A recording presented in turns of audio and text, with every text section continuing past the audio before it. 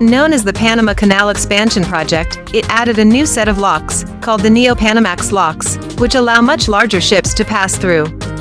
These new locks significantly increased the canal's capacity, accommodating vessels up to 3 times the size of those the original locks could handle. The expansion not only improved efficiency but also made the canal competitive with alternative routes, such as the Suez Canal, which had previously handled many of the world's largest ships. The expanded canal quickly became critical for transporting goods like liquefied natural gas, which previously could not pass through the old locks. The canal's expansion cemented Panama's position as a major player in global trade, handling around 6% of the world's maritime commerce.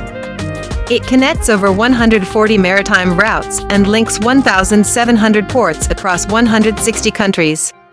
The canal allows shipping companies to save time and money by drastically shortening routes between the Atlantic and Pacific Oceans. This role is especially critical for industries such as manufacturing, energy, and agriculture, which rely on the quick and cost-effective transport of goods. Despite its success, the canal faces significant challenges that threaten its long-term sustainability. Climate change has emerged as one of the most pressing issues.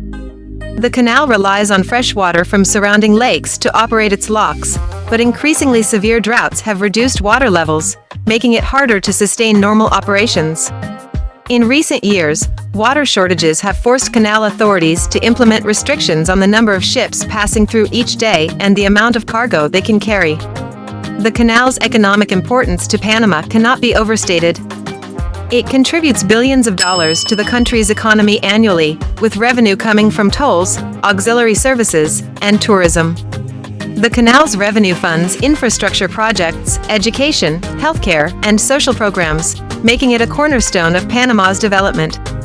For a country with a population of just over 4 million, Trump's statement and the possibility of U.S. takeover?